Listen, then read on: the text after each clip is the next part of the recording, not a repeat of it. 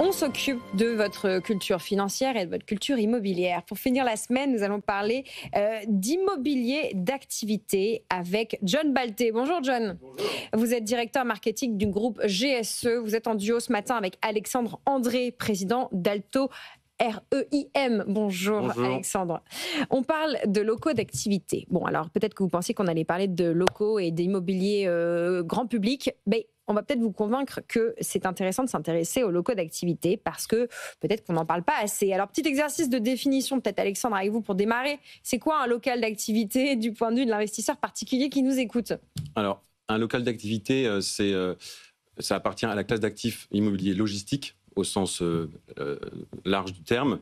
L'immobilier logistique sont plutôt des immeubles qui sont au-delà de 10 000 m² et qui vont parfois jusqu'à 20, 50, 100 000 m². Ce qui nous intéresse, nous, aujourd'hui, ce sont plutôt les locaux d'activité. On voit, par exemple, ici, un immeuble fait pour Enedis, par exemple. Donc, une partie bureau, une partie activité qui va venir en connexion immédiate avec la partie bureau et qui va permettre, qui est généralement situé en périphérie immédiate des villes, beaucoup plus proche que l'immobilier logistique, qui est plutôt proche des autoroutes. D'accord.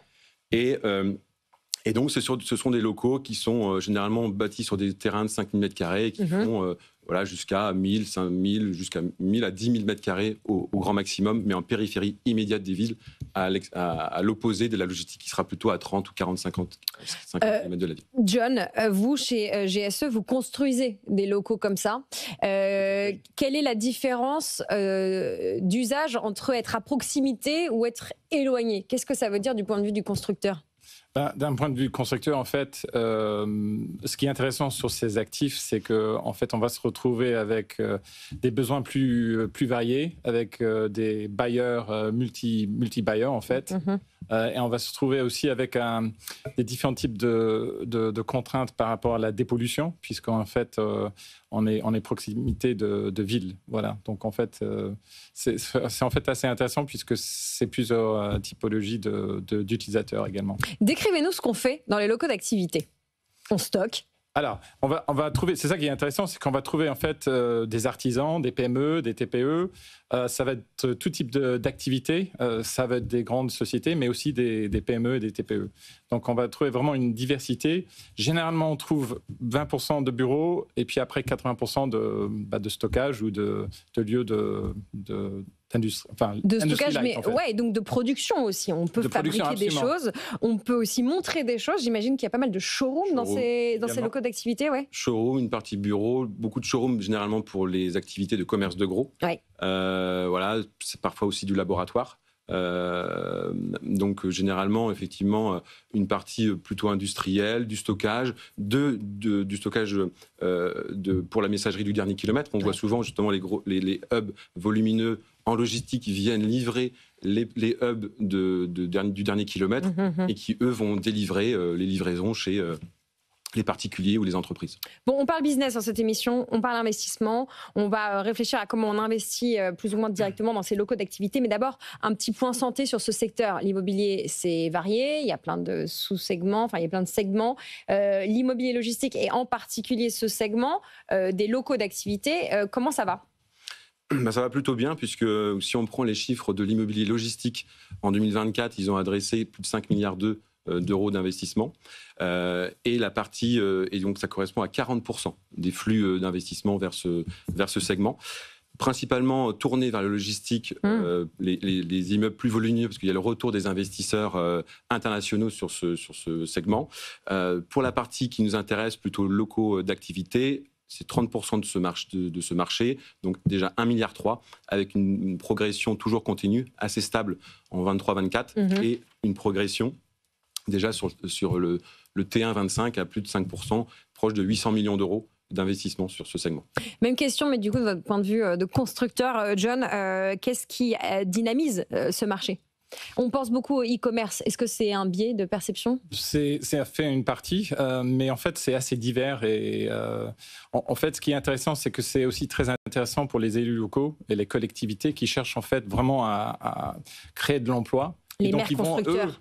Oui, tout à fait. Ils vont donc soutenir justement, soit dans le forme pour des PME, TPE qui vont avoir soit un bail intéressant ou leur permettre de travailler là pendant 3 ans pour qu'après ils vont prendre des ailes. Donc en fait, on trouve pas mal de dynamisme dans ce marché. Mais il ne faut pas oublier non plus, on a des taux de vacances dans les bâtiments qui sont proches des villes à 2%. 2%, oui. 2%, et ceux qui sont peut-être dans les villes tertiaires, etc., on va trouver peut-être 10%. Donc en fait, ça montre une certaine dynamisme dans la demande de ce type de bâtiment. Dans la demande des clients de ces bâtiments, il y a une dimension étonnamment, je vais le dire un peu vite, verte, en tout cas RSE. On a envie de bâtiments modernes qui marchent bien, même si c'est parfois peut-être un peu la France moche, des zones d'entrepôts, il faut le dire comme ça. Oui. On peut être, moche, mais RSE. Alors, je ne sais pas parce que... Je ne vais pas me faire des amis dans cette séquence. Non, mais je pense que là, vous touchez un point qui est intéressant, puisque en fait, c'est vrai qu'il y a peut-être 10 ou 20 ans, ces bâtiments étaient un tout petit peu, je dirais, entrée de gamme, si je peux me permettre. Là, ce qu'on voit effectivement, c'est la demande évolue, on devient un peu plus qualitatif, on va mettre beaucoup plus de RSE. Donc, on a par exemple un projet à côté d'un des aéroports, justement, on va mettre de la géothermie. On est aussi en train de travailler beaucoup sur le confort, sur le taille humain dans le bâtiment lui-même. Donc, on voit effectivement que ça évolue. Après, ça demande des finitions qui sont demandées. Et le paradoxe dans ce marché également, c'est qu'on va voir soit des demandes de PME, TPE qui vont vouloir investir directement dans un bâtiment avec une certaine demande, sauf que c'est un produit qui se livre à être standardisé. Ça, c'est le paradoxe d'un point de vue constructeur.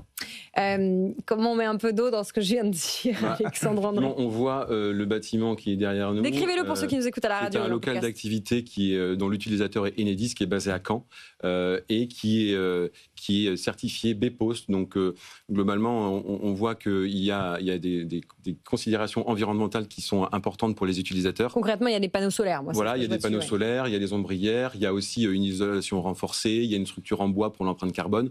Donc tout ça, ça va venir valoriser le patrimoine des investisseurs qui vont pouvoir s'y intéresser.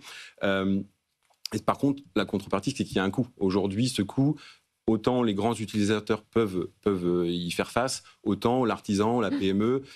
Il y a encore beaucoup de travail à faire sur cet aspect-là, c'est pas si simple. Expliquez-moi, pardon. Je voulais juste rajouter par rapport à ça, c'est que, en fait, un point quand même qui est différenciant, c'est que le moment que vous parlez avec un utilisateur ou un investisseur, que le fait que vous allez épargner de l'argent, puisque vous allez mettre des panneaux photovoltaïques, des pompes à chaleur, des éléments comme ça, même si c'est parfois mutualisé, s'il y a plusieurs utilisateurs, ça intéresse beaucoup de monde. Parce que, en fait, les pompes à chaleur, on va être sur du break-even, donc le point mort dans peut-être 5 ans, 6 ans, 7 ans.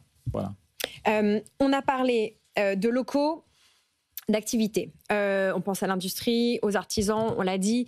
On a parlé de stockage, de production, on a parlé de showroom. On est quand même très lié à l'économie. On parle d'entreprises, de franchises, d'entrepreneurs qui ont quand même besoin d'investir dans un outil immobilier. Comment ce secteur peut garder ses promesses de dynamisme dans le contexte économique incertain? John. Déjà, ils ont des partenaires, soit dans les investisseurs, soit aussi dans les collectivités, qui sont là à soutenir. Donc, dans certains cas, ils ont un bail réduit pour 3 ans, soit dans certains cas, ils vont avoir, ou pas de bail même. Un bail réduit, ça donne de la flexibilité. Tout à fait. Donc, c'est moins engageant, oui, c'est ça l'idée. Ouais. Après, c'est un produit qui est très modulaire, donc ça permet aussi une certaine flexibilité dans la gestion de ce bâtiment. Voilà. Moi, sur le volet demande d'utilisateurs, effectivement, on voit que c'est très sensible à la croissance. Il y a encore une dégradation des perspectives de croissance. La Banque de France l'a évoqué. L'INSEE, je crois aussi, hier, a réduit ses chiffres. Donc tout ça, ça montre qu'on a besoin de renouveau avec une baisse de taux. On a besoin de confiance pour que l'entrepreneur puisse se projeter. Et aujourd'hui, vu le contexte international, le contexte politique en France, le contexte économique mondial, on est un peu, les entreprises attendent des signaux. On espère que sur 2025, on va pouvoir avoir la fin de cette situation, et que 2026, on a beaucoup d'attentes sur 2026, une fois qu'on aura la nouvelle loi de finances. Je pense qu'il y aura beaucoup plus de visibilité. L'impact de la baisse des taux, ou si les banques centrales va vraiment être dans le marché à partir de début 26. Mais voilà, les entrepreneurs aujourd'hui sont prudents quand il s'agit d'investir. Gardez la parole, Alexandre. On se met du point de vue des investisseurs particuliers qui nous écoutent. Comment on accède à ce segment? On parle d'immobilier d'activité qui est, comment dire, un peu moins populaire ou un peu moins démocratisé que des parts de SCPI. Alors effectivement, nous, chez Altorheim, donc on est une société de gestion. On travaille sur ce qu'on appelle les clubs de l'immobilier. Donc, nos clubs de l'immobilier, nous sommes régulés par l'autorité des marchés financiers.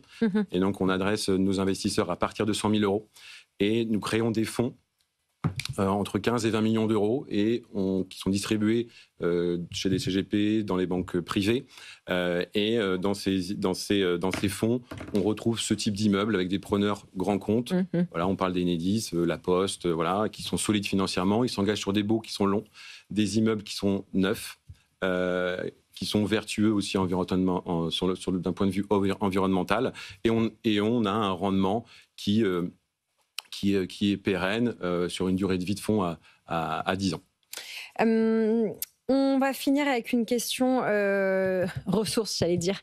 Vous nous avez, en introduction, Alexandre, expliqué qu'on était dans une zone proche des villes, que c'était un petit peu une des spécificités géographiques de ces locaux d'activité. On connaît la tension, la rareté des terrains encore disponibles ou de la capacité à raser et à reconstruire ces terrains.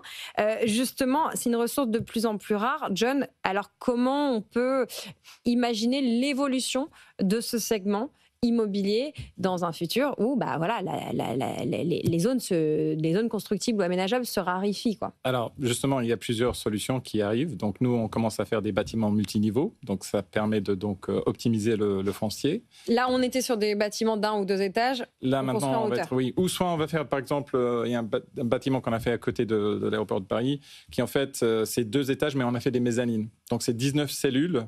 On va faire 3 bâtiments. Entre 5 et 6 000 mètres carrés chacun. Et donc, ça permet d'optimiser avec une flexibilité également sur des cellules qui vont être à 450 mètres carrés jusqu'à 1500. Donc, en fait, c'est la flexibilité qu'on va permettre donc aux investisseurs et aux développeurs, promoteurs, utilisateurs. Mais c'est également cette optimisation. Et puis après, n'oublie pas que quand les collectivités ont un intérêt sur la partie donc, emploi, ils vont faire aussi plus d'efforts également sur les permis. Mot de la fin, Alexandre André d'Altorheim. Vous nous parlez des club deals. L'espoir de rentabilité, il est autour de combien? Aujourd'hui, on est autour de 6%, 6 plus 6 moins, ce qu'on appelle le cash on cash moyen qu'on sert à nos investisseurs sur une durée de 10 ans. Il est autour de 6,5. Alors bien évidemment par garantie, il y a toujours dans un cadre régulé, on ne s'engage pas sur cette rentabilité, mais voilà, il est sécurisé.